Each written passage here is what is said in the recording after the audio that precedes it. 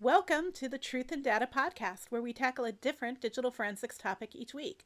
This week, we're going to talk about open source digital forensics. I'm Jessica, I'm Cam.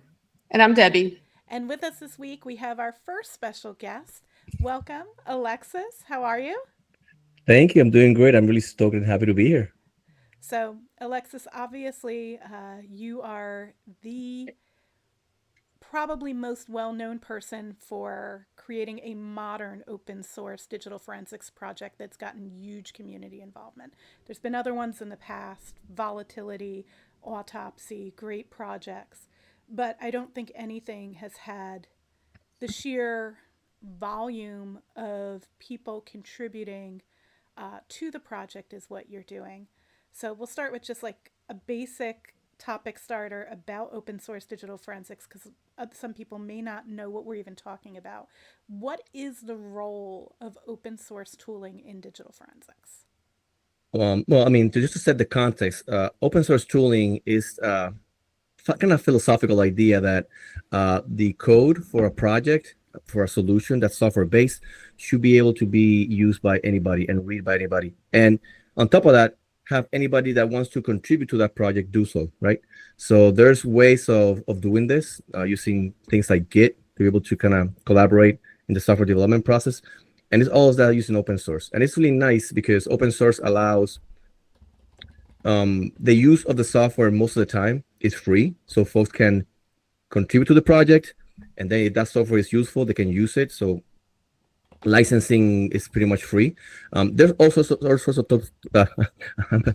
I'm mumble today. All sorts of licensing requirements exist, but for the most part, open Yes. source makes it free for everybody to use. So that's pretty nice. Well, let's dig into it just because you brought it up, right? Mhm. So licensing on open source does not mean just because something's open source doesn't mean everyone can use it, right? Correct. So Hexordia teaches all of our digital forensics courses with a focus on using open source and freeware so it's accessible to everyone and so that people understand how things work. And so I'm sure as we'll get into, they can modify things if they need to, make it fit their needs, really get in there and test and validate. And as part of that, we have to review the licenses. And sometimes a tool that's on Git and publicly available for people to use does not mean it's publicly available for someone to use in a class, for someone to incorporate in another tool, for someone maybe even to use in certain work environments. So an open source tool may be exist, but you may not be able to utilize it in a for-profit method. So it's important that people understand those licenses. I think what gets difficult is when people use non standard licenses. So, standard licenses would include the MIT license, Apache 2 license, and those things are great because then you can do things like utilize one open source tool in another. A good example of this is Alex Caitness at CCL writes a lot of really, really, really good Python scripts that are then rolled into other scripts. I was messing with an old script of Sarah Edwards this morning, her dump frequent location script, and that script has a dependency on the CCL binary plist Python. So that's great because people are able to build on each other, but it's something you got to check. It's almost like reading a EULA, but you actually have to do it. Okay. Yeah, and I made that point because most for the majority population, right? When they talk about software, they think we'll have to go and buy, say, Something. Windows and Office, and then there's this license gonna be $200, and then I can use it. And for the most part, open source kind of strays away from that. But like Jess is saying, it's all dependent on each software, right? How you're able to use it. Just because it's open source, right? I guess the open source pretty limits itself to the fact that you can actually see the code that that's the product is made out of. You can see that code. That makes it open source. You got software that's free, Yep, but freeware. you don't see the source, right? So a And good example is Evanol Community Edition. Evanol CE is freeware. But we don't mhm. share the code, and there's reasons for that. And not all reasons are greed. Sometimes the reason is you don't want to put an exploit out there for other people to Mhm. use, right? If there's something that could be used nefariously if it got into the hands of people who do offensive things. So sometimes there's reasons to keep things closed source and free that you still want to contribute, but you don't want to. But other times, the reason to keep something closed source is so that it could be monetized in the future, and that's totally acceptable in the world that we live in. But okay, so we've got all this freeware that exists in the community. Why did you start writing open source tools? Like, what prompted you to start? I mean, I would love to say that my heart is open to the world and I did it for the best purposes to help people out, but actually I didn't. I did it to help myself out. So it's a pretty selfish reason at the start, right? Just to be really honest here. I was finding that third-party tooling for digital forensics was kind of, there were some gaps there in regards to how I address certain issues. So the tooling either sometimes gave me wrong answers, and that's the exception, but it happens. Or it was just not identifying and processing stuff that I needed. So I said, well, then I need to do it myself.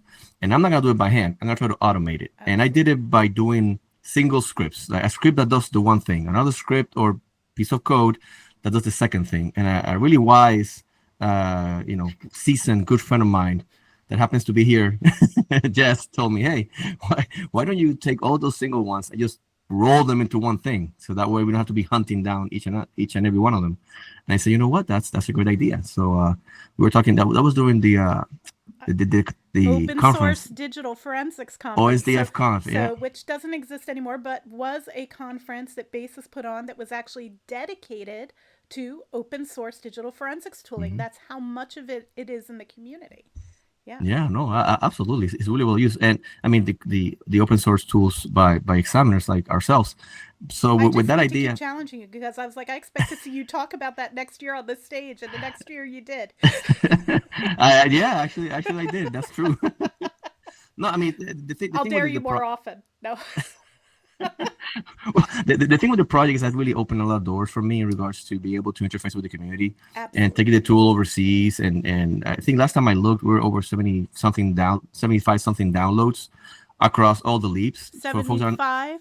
You're using some zeros? Yeah, there we go. Yeah. 75K. Yeah. 75,000. Yeah. And so for folks that are not familiar, the software that we're talking about is called the Leaps.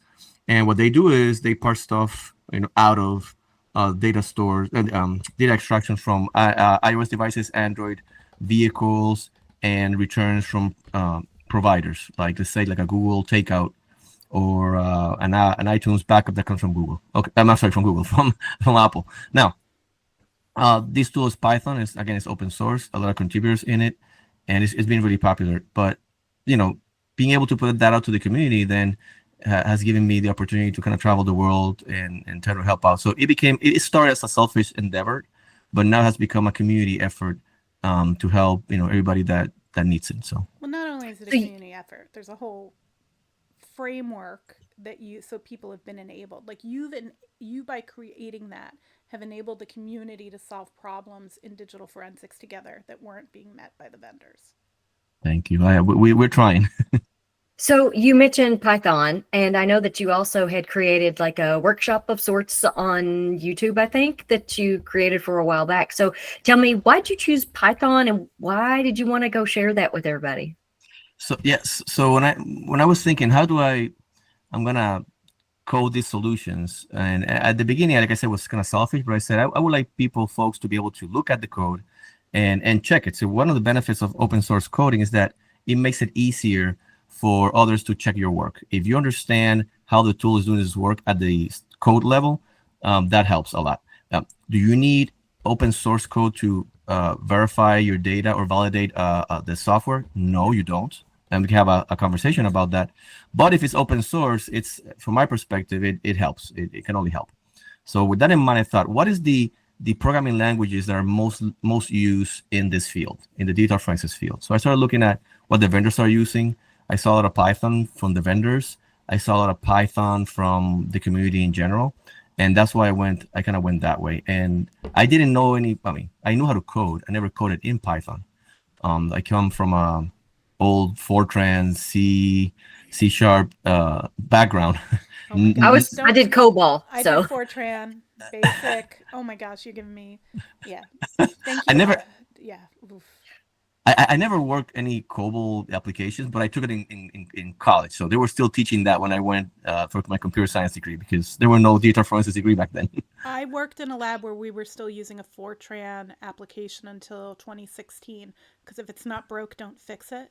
And I remember there being a period where we were just getting out of people who knew how to fix it, like to keep it updated. Yeah, I did, yeah. but like, yeah. I mean, if anybody listening about coding, if you're coding this kind of oldish, I say oldish because if you think of Python, who's the most used? Python is 30 Python's years been old. around forever. Yeah, it's 30 years old, maybe even more. So it's not so much the age, but how much people use it. That's what really determines it, right? So, but if you're in one of those, where folks are not, they don't have a lot of developers for like COBOL and stuff like that. Oh, you're gonna make a lot of money. Like mainframes, working mainframes, a lot of money because we're running out of people how to upkeep them. That's just fact. It's just funny. It's just funny. But yeah, so I took Python because it's really common in the field.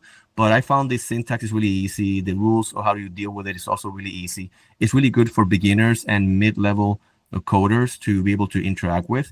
It might not be the most, it is not the most fast or efficient programming language because it's an interpreted language. It's not a compiled language. But for our purposes, that's plenty fine. And it opens the door for more people to participate and contribute in the software creation process.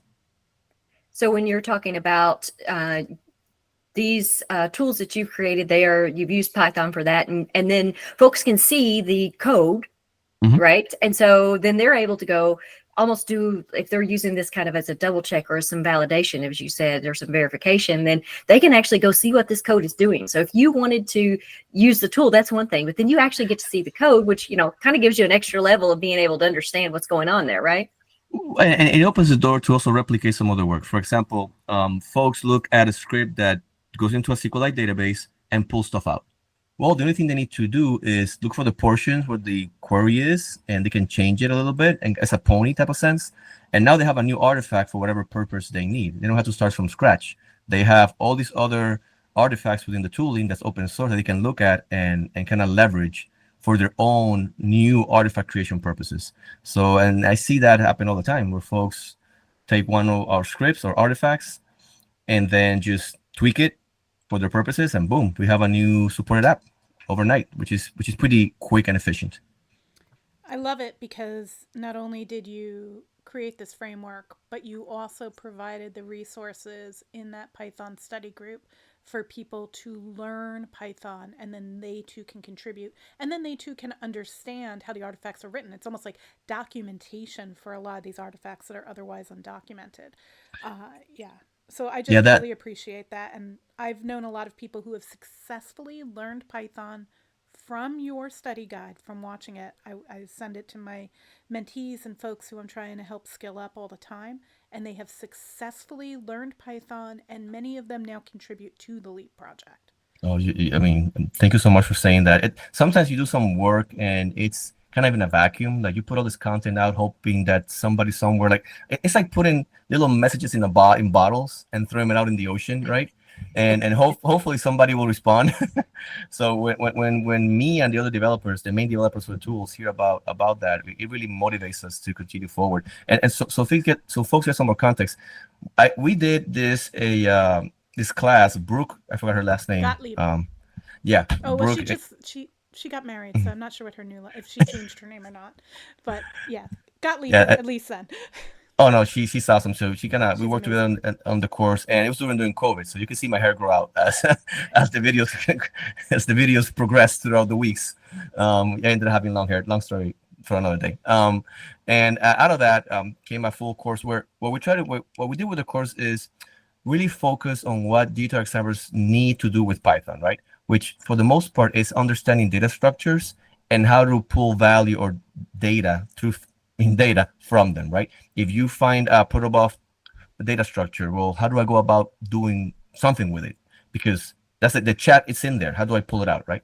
Or let's say a SecB file, which tend to be nested in different levels. Well, how do we get value, the content that's relevant to the case out of there, as opposed to you sitting and hoping that a vendor supports it down the road in 6 months? the need is here, it's now, and we need to address it. Now, So that's one way of that's doing it. probably one of the most critical things about open source digital forensics is that it allows us to do things with the speed of our exams, with the speed of the casework, and contribute and share it back to the community. I think that's one of the biggest pluses of open source development. I mean, if I were to make a prediction, I would predict that the development of apps and different, user tooling from vendors, I say vendors, I mean like the Googles and the Apples of the world, will make the deluge of applications be so large that the expectation that a particular vendor will parse them for you is going to diminish through time. And I think vendors, this is my prediction. It should have already diminished because that's already the case, Alexis. Yeah. Right? Like that's maybe examiners realizing it.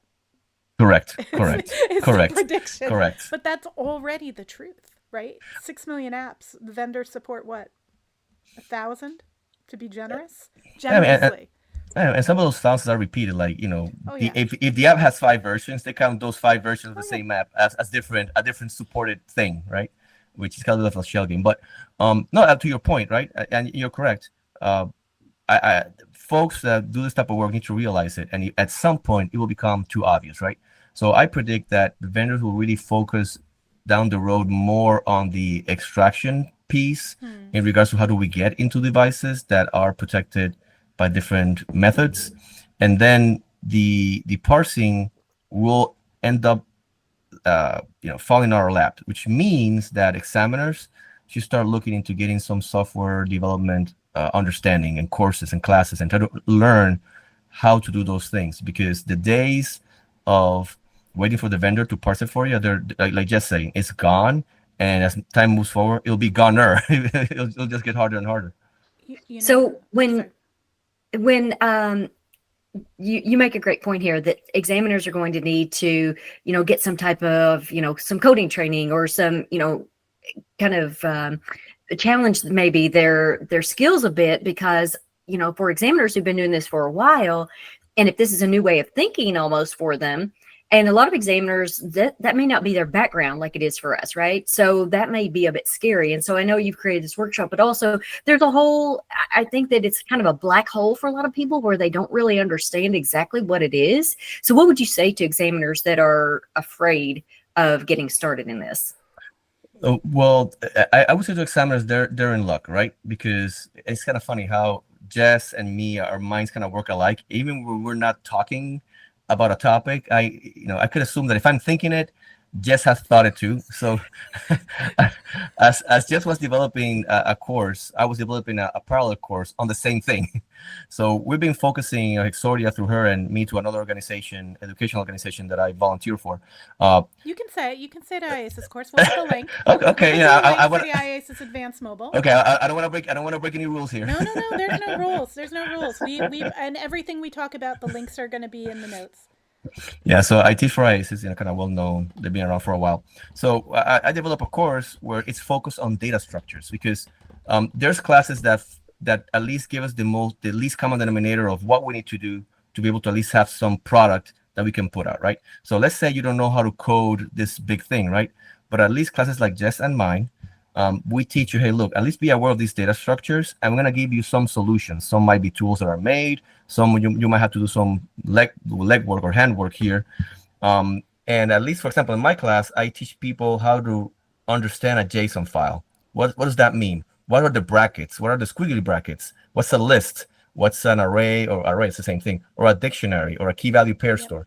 If you understand that, then you can do something about it. Even if you have to do it by hand, which is not the ideal scenario, but at least you can do something with it, right? Yeah. I think it's also important for people to realize that there are developers out there that are creating and structuring this data for these apps, right? And they live in the wild, wild west. They do this their own way, right? So when it comes time for us to look at this data and to interpret it, it's not always a one size fits all. We can't just always, like you said, you may need to tweak a script or you may need to do something different, but you need to be able to look at that data closer and have these tools available to you to look at the data in the raw, but also realize that it's not always the exact same way every single time. And it's left up to the app to interpret it also in the way the user sees it. I mean, you make an excellent point, and I want to really drill down on this, right? Let's say protocol buffers, right? There's 6 type of wires within the protocol buffers, and they're overloaded. What that means is that when you look at a wire, the data there, depending on how you interpret that wire, it will mean different things. You can have an integer number, you can have a fractional number, which has a little dot in it, which could be a GPS location. It depends how you interpret it. The question is, well, which one is the right interpretation? We as the examiners will never know by looking at the data itself. No, but we can test. Right. Oh, like, that's where I'm going to. We can test. We can test. That's where I'm going. The whole you don't, and I mean, this is something I wanted to get into the challenges on the stand to open source toolings, but maybe the reason people need to understand open source toolings is the same reason they need to understand data structures. If you don't understand how it works, how the heck are you going to testify to it? How the heck are you going to test and validate? Alexis, how do you do that? Well, and that's the thing, right? Again, going through these wires, if there's different ways of interpretation, which one is the correct one, right? And not only that, do we have the skills to be able to change that interpretation? So what we're doing for example, in my class and in Jeff's class is we teach you, hey, look, this is a protobuf, like to your point, you need to understand what it is and how to manipulate it. And then we can have a little bit of coding knowledge to be able to automate that testing process. And for example, this is an app that deals with geolocation data. Well, I'm going to be looking for type of float data. Float means I want to try my first interpretation is going to be give me a fractional number because I want to check if this is a lat and a long. so we use some common sense. We take our test phones or test devices, we put data in them that we control, that we know, and then we go and make those interpretations. Protobufs, the information we need to interpret it correctly from the developer, they don't exist in the source. When I mean source, I mean in the device. Yeah. Right. It doesn't. So you need to do testing. The proto messages definitions only exist on the side of the server and creation of it. We never ever see it in the data. So if we don't test, there's no way to interpret because it's opposed to key value pairs like you have in JSON. Now we're getting nerdy with it. Instead of key value pairs, you only have the value. You don't have the key. So the only way you can determine what those keys are is to do that. And unlike in a normal key value pair situation, your value usually is then in a structure. You also have to determine what that structure is. And that's where you're talking about, is it an integer, is it a float, etc., so that you can understand it. Yeah, but you know that we have a very similar thing where we go into ABX and SegB and XML and JSON and try to get everybody schooled up, because if you don't understand those data structures, you're dead today. Like there's no way you can continue to do forensics.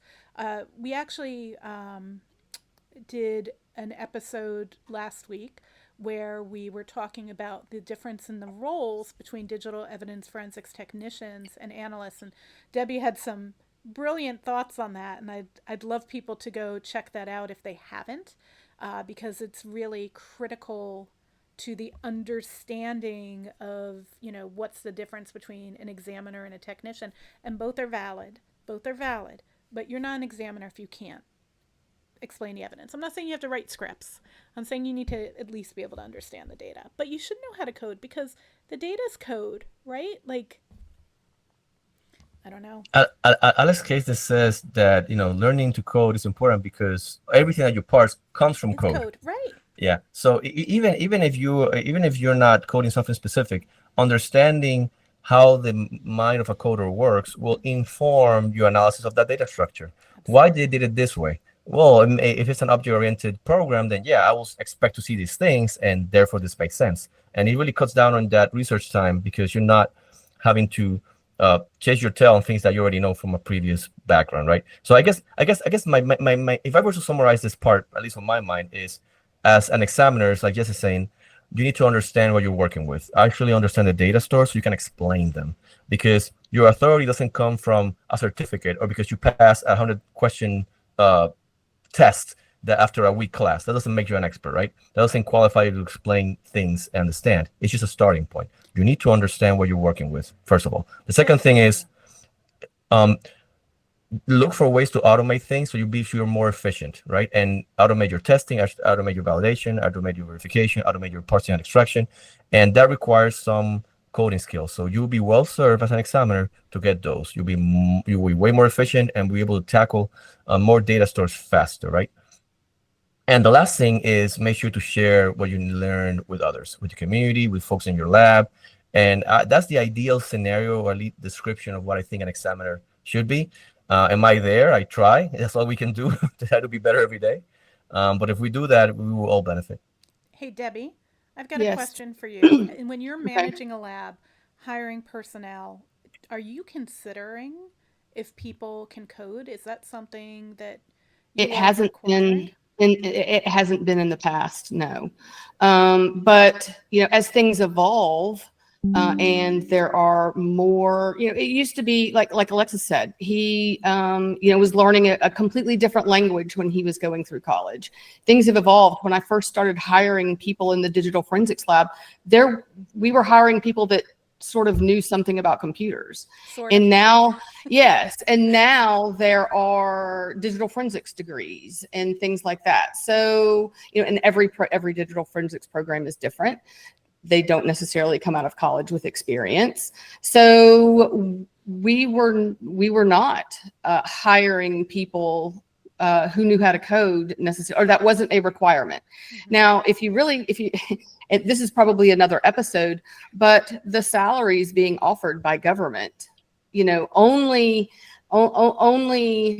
can attract certain level of training, or certain level of education. So, if I'm looking at it from an executive, a law enforcement executive perspective, I would love to hire people like what you're talking about. But the reality of it is we probably are going to have to be the ones to give them that experience.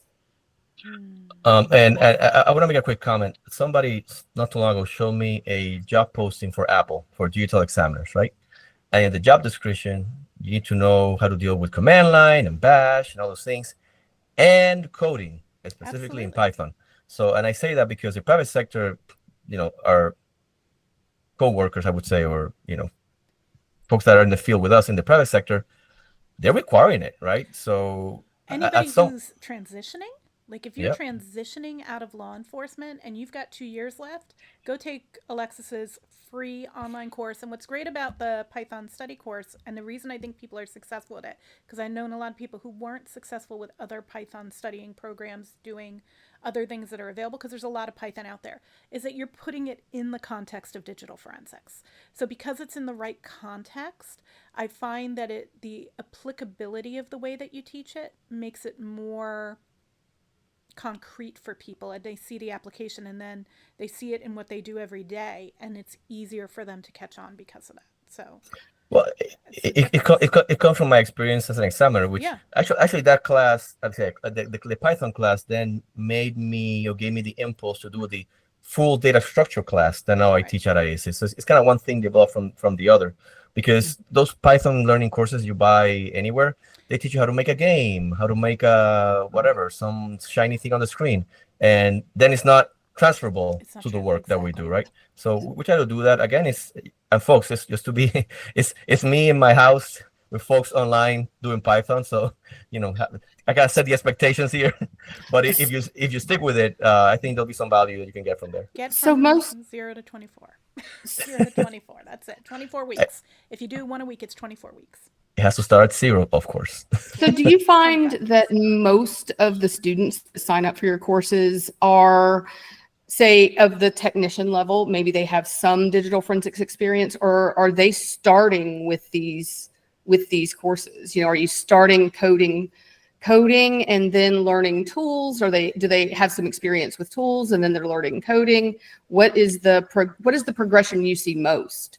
That's it. So the kind of breakdown, and I don't teach IACs, I teach a lot throughout the year and with my agency and around the world. So what I'm seeing is this. First of all, the differentiation between technician and examiner is true. It exists. But in a lot of places, you got people that are called examiners, then in reality, they're just technicians. Right. Yes. Right. So, Absolutely. Correct. Yeah, so I only figured out what their skill level is based on my interactions with these students, Yes. because the title at some point doesn't really mean anything until I talk to them. Agreed. So after getting that knowledge, right, I see a lot of folks that the minority come with the coding skills already. That's the minority, because I think, at least in the United States, we're still recruiting folks, law enforcement individuals that come from the road. Road means Yes. that they're doing patrol, whatever it is, and then we bring them up taking courses to become examiners. And I still, I think that's still the norm in law enforcement in the United States. But look, if you're able to get and know how to, do an image and work with the tools, then you are able to learn how to take that to the next level, right? It's just a matter of how can we create training courses and the drive that you Right. have, because you can have a lot of training courses, and if you're a person who don't have the drive, you're not gonna get any benefit of it. If you just want to press the button every day, no matter how many courses I give you, Right. you're not gonna get any benefit from it. So that speaks also to managers. How do we make sure we identify Right. the best candidates to be able to then provide that training? And if you're in law enforcement coming from the road, there's a motivation to stick all the way through it because of your retirement or different factors. So that's why I see that. Now, that being said, now I'm starting to see folks coming in with digital forensics degrees that are not sworn. What that means is that they don't carry weapons like that. Right. And I see more of that. Like to Debbie's point, I believe the salaries need to kind of match, not The fully, skill but level and the knowledge. Yes. correct. So I'm seeing a few private sector folks in my agency. We got a lot of private, I say private sector, but I mean non-sworn folks, I should say, coming in to do the work, which is a benefit. It really cuts down on the ready time for these folks to start working, and they might come with some skills, but I don't think that's the norm still as of today. There are more and more agencies adding civilian examiners. I'm Correct. seeing it more. Ours and were more. civilian. Yeah. Yeah. Ours were civilian. And I think that works really well. Yeah. I was a civilian examiner, but also it's very difficult now. It's difficult to get folks to go into law enforcement, which is a whole other episode. It's difficult to get folks to go into law enforcement, so it's difficult for agencies to take those folks off the road, like you said, that have gone through that specialized sworn training, so that they can then be an examiner. So they're having to look at other ways to do that. So I have a question for you, Alex, which, by the way, for anybody who's listening, he has these great memes on LinkedIn and on social media. They are so good. But not only are you an agent and an examiner, and you've got your own personal life also. You make all these memes. You've done all these courses. Also. You've done yes. You've done all the things. How do you balance and life? a podcast. That's right. That's right. Well, I mean, the podcast honestly is super easy because Heather Charpentier, she does the real heavy work because she's amazing. She recently won Love Heather. Mentor of the Year for the Celebrate Awards. Super, extremely well deserved. Heather's So amazing. yeah, I want to give her props because it wouldn't be a show without her. I tell her I want to do the podcast. I want to select somebody to do the podcast with me, and I got the first draft pick by getting her. So I'm really happy about that. No, she's awesome. She's a really good personal friend. That being said, I'm really, let me say two things. The first is that we can maximize our time to be effective at the things that we want to do, right? And it's okay if you want to do your work and learn and grow and not devote weekends on end like me on making a software platform. It's okay. That doesn't mean you're not doing good work, right? But if you're like me and want to do those things, I've made the point of really taking time I have 2 kids, small kids, and my wife, and trying to make the point of really spending time with them, right? And not let work swallow me, if that makes sense, right? Because for a lot of us, we have this really strong sense of responsibility for others and for folks that are in pain, that are suffering, that are being exploited, and we need to go and save those people, right? But then we lose ourselves and we lose our families in the process. So it's something that you have to do consciously, that you have to plan and schedule for, and make sure that you don't miss those days, and work with others in your offices, right? Look, my kid's graduation is tomorrow. I need you to really help me out, right? And then when it's your turn, then I'll help you out, right? And if we do that, we support each other, then we can move forward, because this is a really heavy load to carry by yourself, right? And again, that would be another episode as well. It is another It is episode. another episode. It's actually, yeah, we've got a lot of topics. So I want to just swing back to 2 open source questions real quick. Number 1, Mhm. do you think that there are concerns? Because I hear this, and I primarily hear it from people who have a reason to want to say this, but do you think that there is a concern about the acceptance of parsed results from open source digital forensics tooling in court? Yes, and I say that from the worldwide perspective, at least in the Americas. So the part I know the most because I speak Spanish natively. If my accent didn't tell you, now you know. and what I'm finding is that there's this idea that if a vendor produces an output, just by the vendor being there, it's like a blessing that is correct and is forensic. And I make the point that forensic is not a property. A tool is not forensic, right? A report is not forensic, right? It's not a property that comes with a tool. Well, what makes something forensic is you at the examiner. Make sure that what output is actually presentable at court because it followed the proper procedures on how we deal with evidence and how we do our work. Then it becomes forensic because tool reports can have been, and at some point in the future will be wrong. You know? What? No, you've got to be kidding me. We've never had to discuss that. Look, Or have issues with and that. even if the report is correct, it's reflecting the data. What does the data mean? What does the data mean is so when the reports aren't wrong, they're just running algorithms. Tools just Yeah. run algorithms. Examiners examine. Oh my gosh.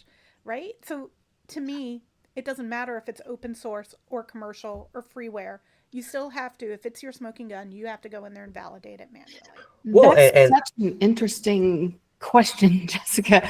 But the fact that some people are going to think just because a tool vendor produced something and then there's open source code that they don't view them the same. One is inferior and one is superior. That's crazy. Can we tell a secret? Most of the commercial vendors, probably my guess, they actually all have lists of them because they have to. If you go to the resources list in whatever commercial tool, it's going to tell you all the open source code that tool uses, which is why you can't use necessarily an open source tool and a commercial tool and go, oh, they got the same results, so it's right, because that commercial tool may be under the hood using that open source tool.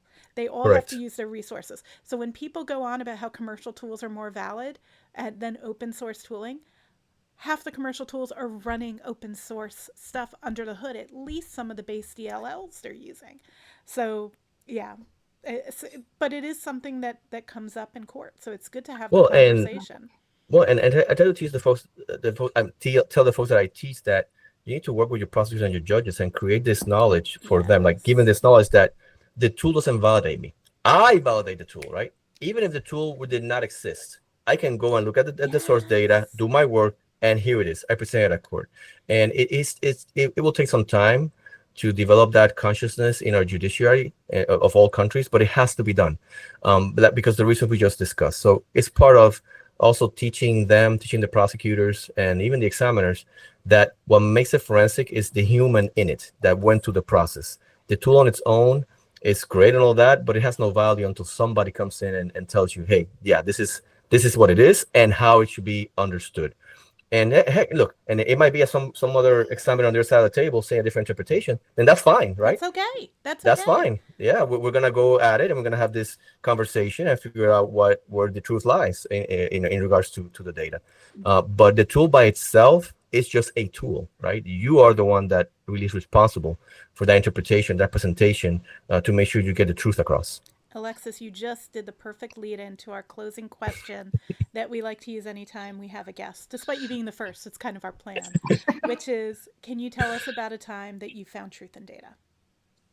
I have honestly, if you're, I've been an agent for 17 years, about to hit 18 soon, and an examiner certified for 10 and doing computer stuff from before. So too many. One case that really sticks in my mind. The suspect called Patrick Connolly, if anybody wants to look it up, and Dickerson is the other not accomplice, I guess that's the word. I forgot the guy's name right now. And these folks, so right now it's pretty common these sextortion cases. They're pretty common, and it was really sad. And we have to educate the community about sextortion And with kids we did and a adults whole too. episode on Yeah. that. Our episode 2 is all on sextortion. Yeah. So yeah. But this happened many years ago when Oh, for sure. sextortion wasn't like a thing yet. Popular, yeah. Oh yeah, it was pretty unknown. And long story short, these folks were hacking into victims' cameras, recording them, and then extorting them, right?